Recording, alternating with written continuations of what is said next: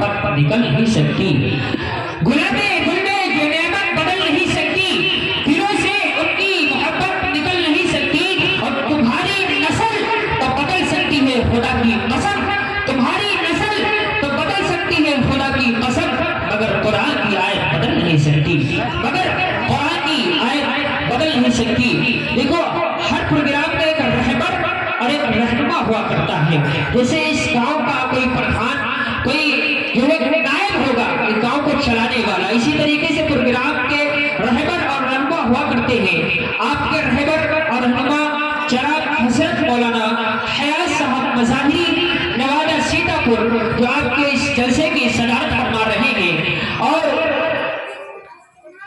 سرپرستی فرما رہے ہیں حضرت مولانا قیوم صاحب مظاہری، وہ بھی جو ہے شان و شوکت کے ساتھ اسٹیج پہ تشریف رکھتے ہیں۔ میں صرف حضرت کے حوالے سے ایک شعر پڑھتا ہوں، اور ایک اعلان ہے، مولانا صاحب نے کہا تھا کہ کھانے کے لیے جو انتظام پر ہوا ہے آپ لوگ بالکل شان و شوکت کے ساتھ جا کے کھانا تناول کر لیں۔ شعر یوں ہے، مولانا صاحب دیکھیے گا کہ خدا کے خوف میں ڈوبی عبادت اچھی لگتی ہے،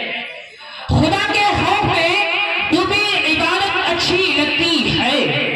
کلام اللہ کی مجھ کو تلاوت اچھی لگتی ہے، خدا کے خوف میں ڈوبی عبادت اچھی لگتی ہے،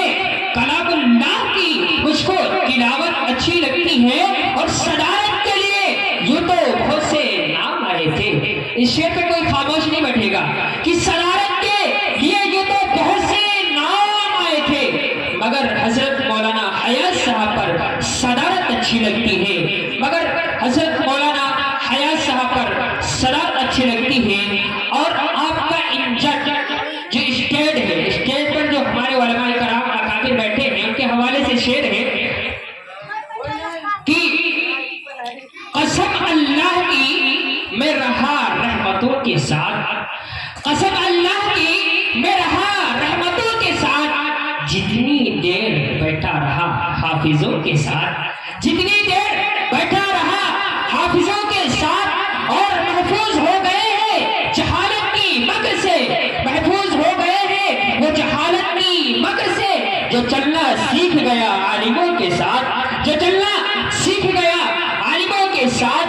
آج کے اس پاک اور پوتر محفل کا آغاز ہو چکا ہے، اب دوسری کڑی آپ صلی اللہ علیہ وسلم کو جو ہے شان عقیدت پیش کرنے کے لیے، اس سے پہلے میں کچھ کہنا چاہتا ہوں کہ اب جگہ ملتی نہیں لوگوں کے دولت خانوں میں، اب جگہ ملتی نہیں لوگوں کے دولت خانوں میں، اس لیے چھپ کے رہتا ہوں مسجد کی ویرانوں میں، اس لیے چھپ کے رہتا ہوں مسجد کی ویرانوں میں۔ اس لیے نوجوانوں آپ سے کہنا چاہتا ہوں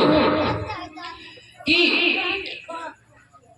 آج جو ہمارے اوپر مصیبتیں آ رہی ہیں، پریشانیاں آ رہی ہیں، اس کا کوئی اور نہیں ہے،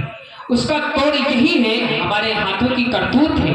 ہم اپنے ہاتھوں کو صحیح سلامت رکھیں، جب ہم اپنے ہاتھوں کو صحیح سلامت رکھیں گے انشاءاللہ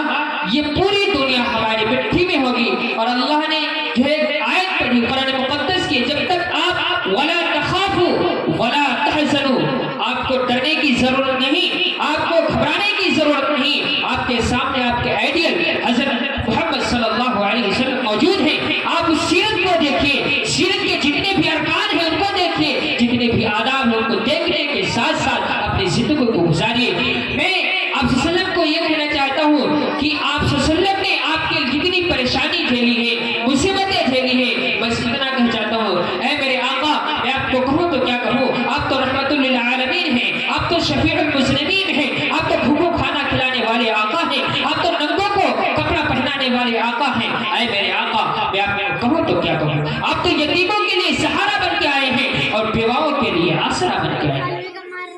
اللہ رب العزت کے بعد اگر کسی کا مرتبہ ہے تو ہم سب کے آقا جناب محمد رسول اللہ صلی اللہ علیہ وسلم کی ذات مبارکہ ہے۔ میں بلا کسی تاخیر، کیونکہ وقت بہت زیادہ ہو جا رہا ہے، اگر میں تبلیغ باندھوں گا تو وقت بہت زیادہ ہو جائے گا، میں بلا کسی تاخیر حافظ محمد کامل صاحب جو نوادہ کے آپ ہی کے گاؤں سے تعلق رکھتے ہیں ان سے گزارش کرتا ہوں کہ کھڑک اٹھتے ہیں پیمانے پہرو کان بجتے ہیں، کھڑک اٹھتے ہیں پیمانے پہرو کان بجتے ہیں، بڑی جادو بھری دلکش تیری آواز ہوتی ہے۔ اس وقت ملتمس ہوں جناب حافظ محمد کامل صاحب تو تشریف لائیں اور نعت کلام سے سامعین کو مستفیض کریں.